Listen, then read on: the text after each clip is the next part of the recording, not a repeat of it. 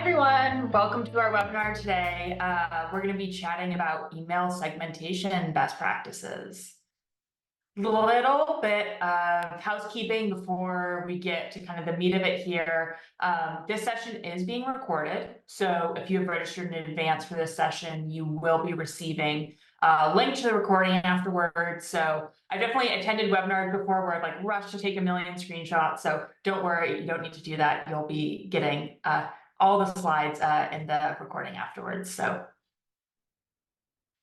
And a little bit of an introduction. Hi, everyone. I'm Julia Poppy. I'm a Senior Product Marketing Manager here at OneSignal. I've been here for a few years now and have had the great pleasure to work with and speak with people across industries about the latest and greatest in customer engagement. And prior to my work at OneSignal, I was actually hands-on keyboard managing customer communications across channels. So my goal today is really to pass along some of the tips and tricks I've learned. Some of them I've learned the hard way, others I've learned through speaking with customers about email segmentation. So just a little bit of context setting here for folks who maybe are newer to OneSignal. OneSignal is a customer engagement platform. So we help our customers maximize engagement and minimize churn through personalized messaging across channels. So across push, in-app, email, iOS live activities, SMS. And really what we prioritize is simplicity, speed, and reliability for all. We know that it can take multiple folks to work together, come together to deliver an effective customer engagement strategy. So whether you are the developer in charge of integrating APIs or SDKs, or you're the marketer building sophisticated messaging in the dashboard, our goal is really to make sure that everyone is empowered to reach their goals efficiently and effectively.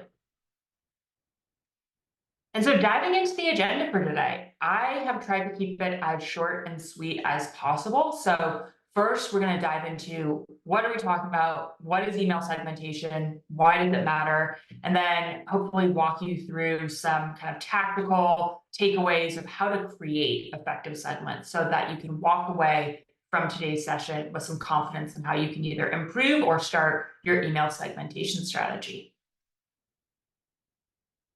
So to start, what is email segmentation? Why does it matter? Before I get into this, hopefully everyone attending this webinar already knows about the value of email.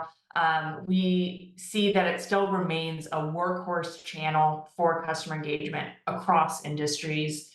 There are various stats out there, but on average, what you see is that for every dollar of investment in email, you tend to see a return of anywhere from like $36 to $42. So it is a very high ROI channel.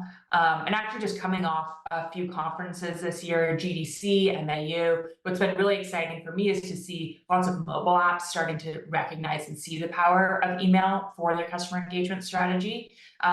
So yeah, email remains really a core channel to an effective customer engagement strategy.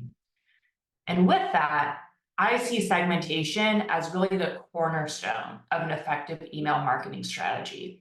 Because first, an effective segmentation strategy enables you to target the right audience by creating segments that group your subscribers based on shared characteristics. So things like interests, demographics, purchases, purchase history.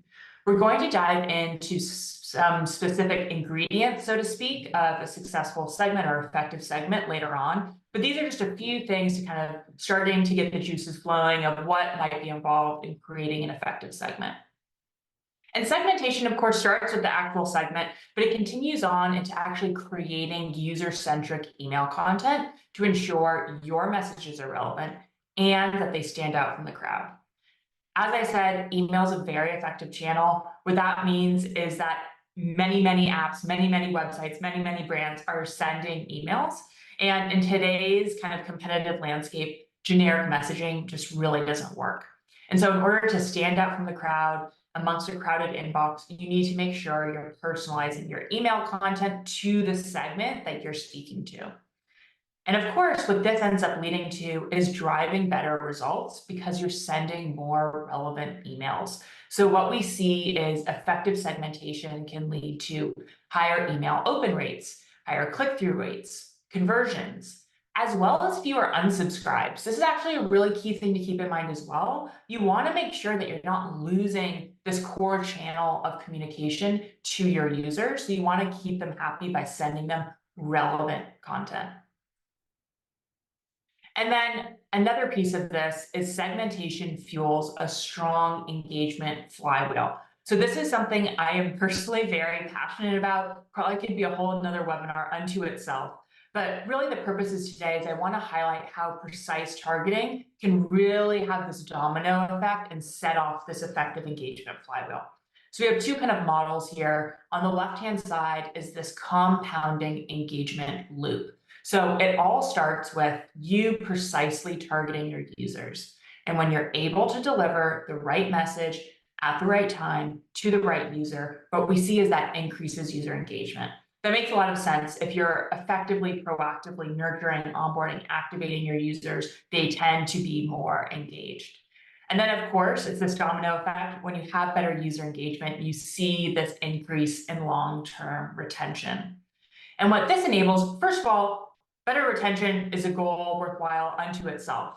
But furthermore, what increased retention enables is this long period of time where you're able to collect and centralize this really valuable data, which then you can feed back in to your targeting to continually improve your segmentation strategy, continually improve your engagement strategy, retention strategy, and so on and so forth. And so it's this compounding loop where you start by precisely targeting your users and you keep getting better, and it pays dividends kind of across the funnel, across the business.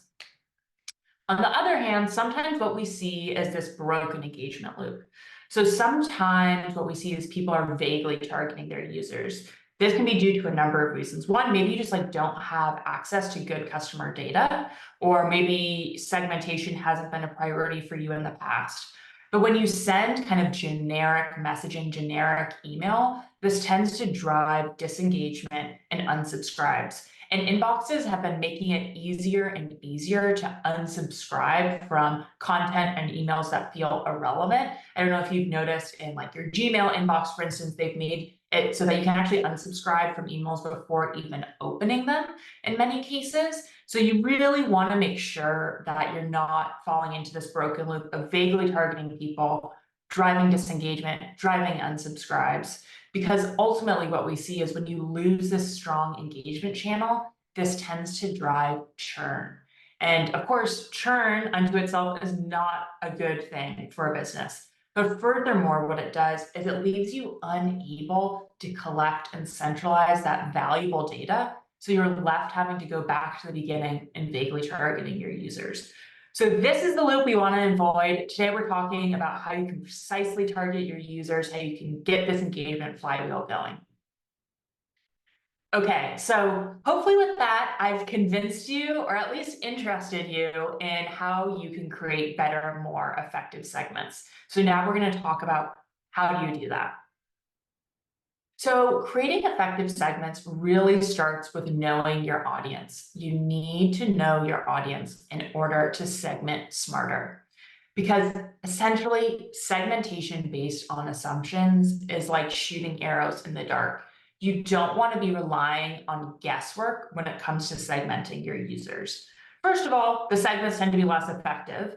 But second of all, you lose this kind of insights piece where you're able to create these segments, test them, test what content works, and based on those learnings, improve them. If you're kind of just guessing around, this analysis piece becomes really hard. So instead, what I recommend you do is starting by understanding what I like to call the who piece, or creating personas with unique interests, needs, and challenges. So conducting some research, I recommend triangulating insights by combining methods. So doing some market research to understand where does your product, app, or brand kind of fit within.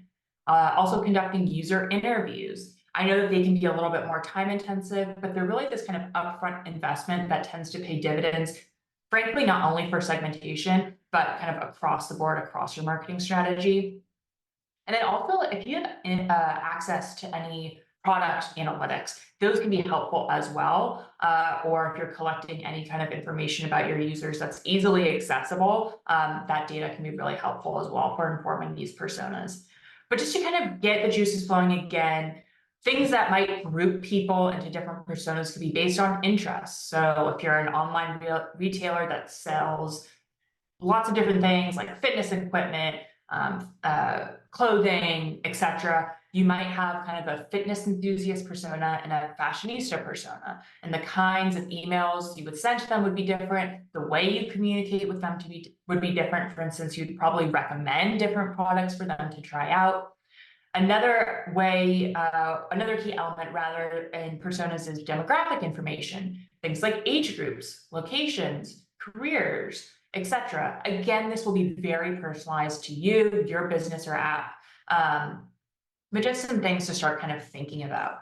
Because, for instance, location, this can be a really key piece in understanding and influencing how you tailor your email content, actually, if you're including multi-language content. But we'll get to that in a little bit as well. So start by understanding the who you're speaking to. Then understand what I'm calling here the when piece. So map out the user journey with key phases of the customer lifecycle, because what this is going to do is when you can bring the who and the when together, you're able to create these really effective segments that reach the right user at the right time with the right message, and you can speak to them in their language. And of course, that's going to make the message feel super relevant, super personalized, and that's going to have that boost in engagement results that we're after here. So when you're thinking about the customer lifecycle, again, there's no one size fits all approach here, but think about that kind of first touch experience all the way until they're retained. So it could be sign up or install of an app, then through onboarding, engagement, retention. I've put some questions here for you to start thinking about what these phases might look like, but again, it will be personalized to your business. So if you're newer to user profiles or personas, here are some kind of examples of what that kind of deliverable end product might look like. You want to build personas that represent the different subgroups of your target audience. And each persona should have a name, a photo, demographic details, and some sort of narrative description that brings them to life. Because I think it's easy to forget, maybe you're doing user interviews to create these personas. When you're in the thick of the interviews, these personas are very alive in your mind. But 3 to 6 months later, they won't be. You'll focus on the next thing. So you want some sort of resource that you can turn to that will kind of bring these personas back to life. And also, frankly, it's not only helpful for you, but hopefully for the rest of your team as well, to make sure that you're speaking consistently to these personas across touch points.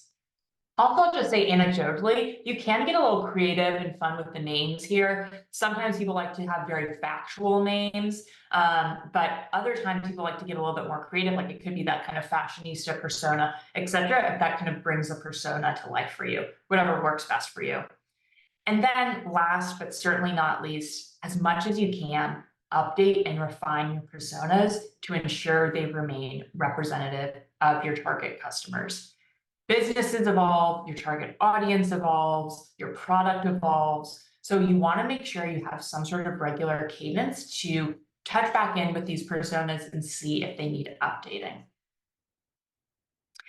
Here's another example. So you have that kind of user persona example for that who piece. And then there's this when piece, this user journey mapping piece.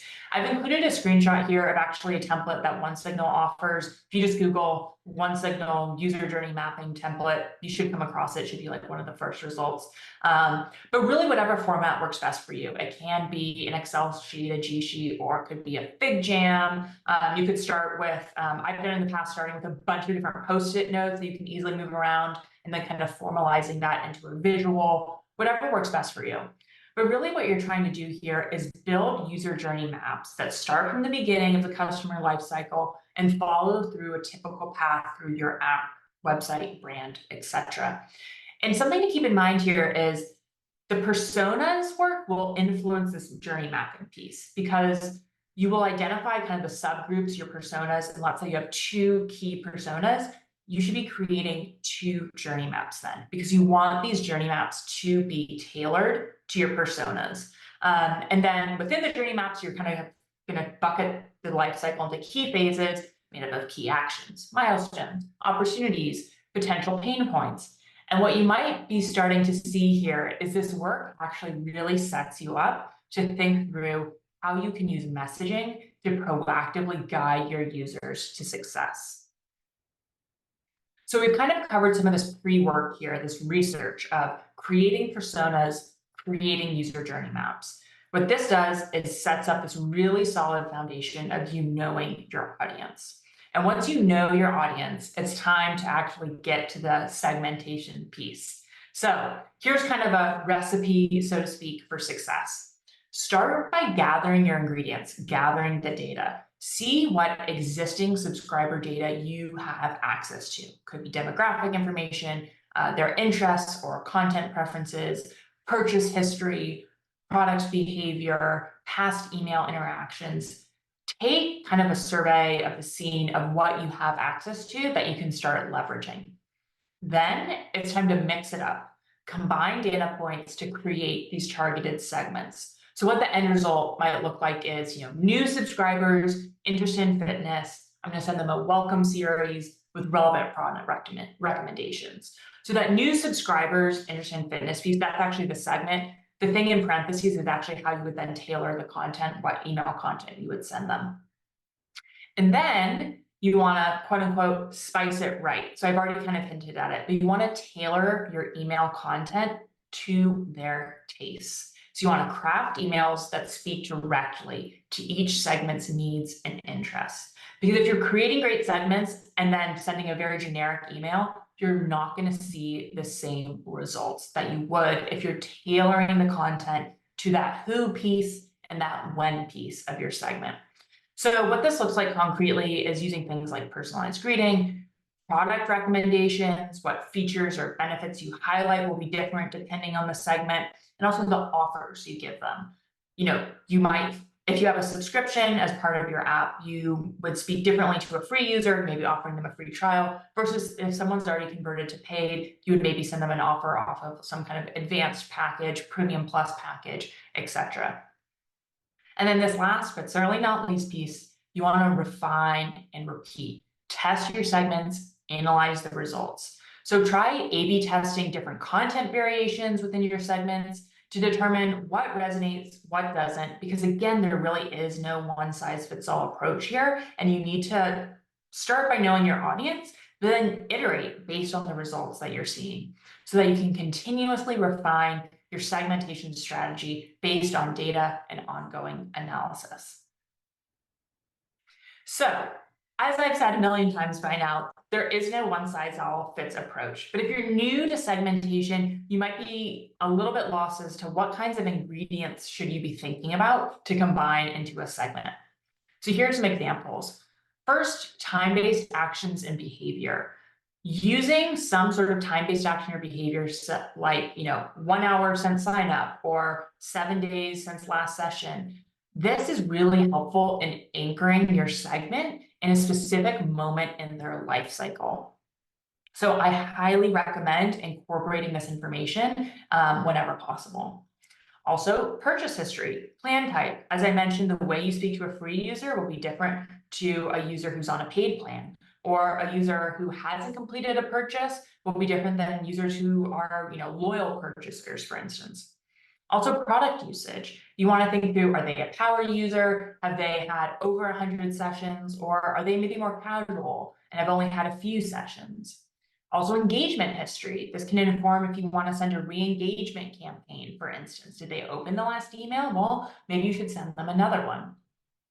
Interests and preferences. This can inform both the content that you're sending. Well, really, that's really the crux of it. The content that you're sending should be informed by their interests and preferences. And then also geography. This is really important for informing, do you need to create a multi-language email? Which languages do you need to include?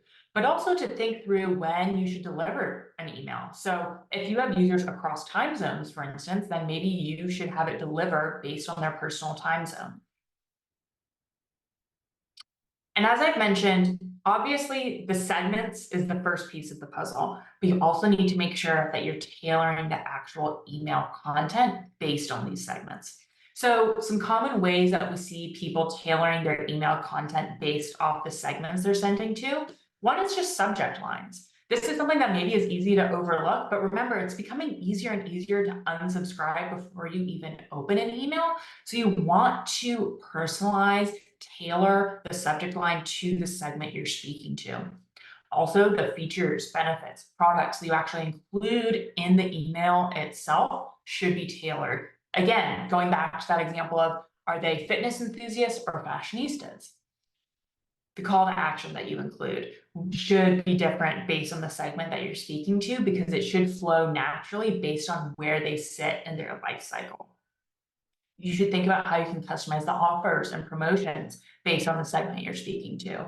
Even imagery and design. I personally kind of like to think of email as almost like a landing page of sorts. And so tailoring the imagery and design of an email to the segment actually can be quite powerful. But I will say this is maybe a little bit more of an advanced form of personalization, but it is something to keep in mind, as well as dynamic content. So for instance, if you're sending a newsletter, perhaps you're swapping in different sections of a newsletter based on if they're interested in one subject versus another.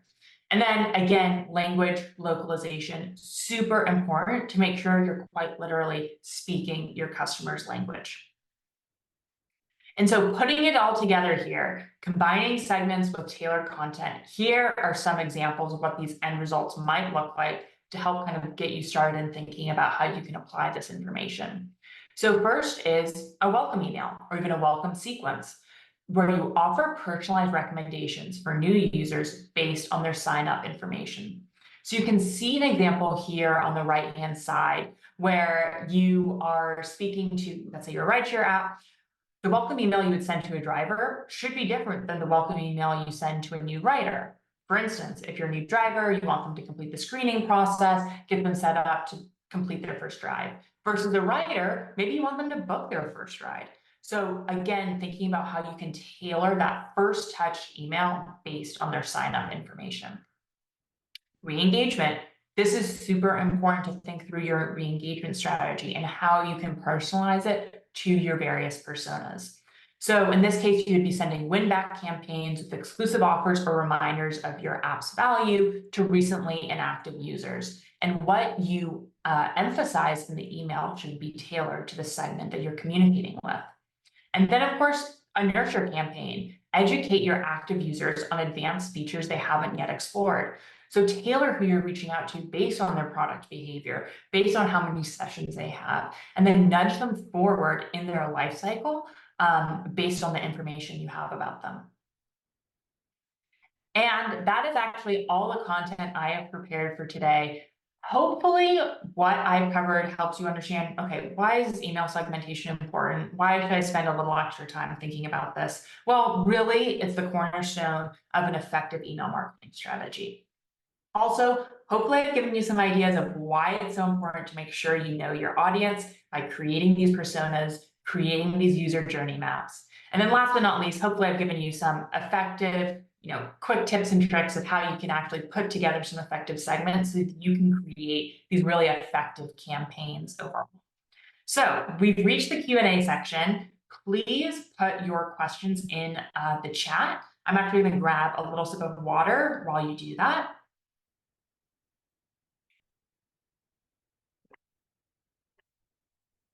Okay. What segmentation criteria are most effective for mobile apps? Great question. As I've said it once, I've said it a million times. Unfortunately, there's no one size fits all approach.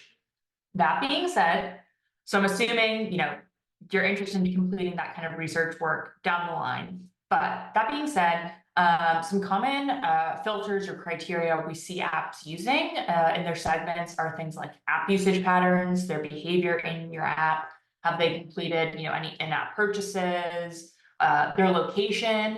Mobile apps tend to have very global audiences, and so that criteria can inform, again, that multi-language content, for instance, or when you deliver an email. But it's great you're even thinking about this, frankly, as I mentioned earlier. increasingly, we're seeing mobile apps understand the power of email. Some have been a little bit more reticent to adopt it. So it's great that you're thinking about how you can incorporate it into your strategy. So yeah, really just think about your app experience, who's using it, that persona information, that journey mapping information, and can combine it into some tailored segments. How do I get my hands on more better user data? I'm dependent on engineering to pull email lists. So actually, that's a great question. This is actually more common than you might think, that people are dependent on others in order to create their segments.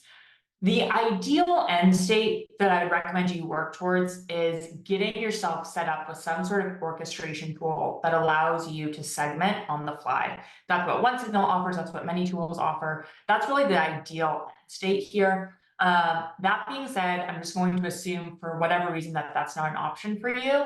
So in the meantime, I would recommend doing some of that pre-work and then kind of taking an 80-20 approach here. Identify what are the top ingredients you're going to use for segments consistently, where the highest impact criteria you're going to use, and map those out.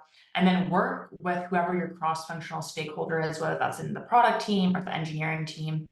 I'd actually recommend you start by sharing the research you've done of who you're speaking to, when you're speaking to them. This can kind of like bring to life this like why piece, like why you're asking for this data, and then work with them proactively to either pass along this information reliably to whatever delivery tool you're using. If you have some tool that can do some sort of segmentation, if that's just not an option at all, then at least proactively working with them to set up whatever queries they need, so that when you do request this information from them, it can be a really quick turnaround. So really that kind of upfront proactive investment will make everyone's lives easier. And I think that's going to do it for us today. Please, in this last few minutes, submit any other questions you have. My colleague will be reaching out to you to answer whatever remaining questions there are. But again, thank you all so much for joining. I hope this session was helpful, and I hope it inspires you to go and create some effective segments. Thanks so much.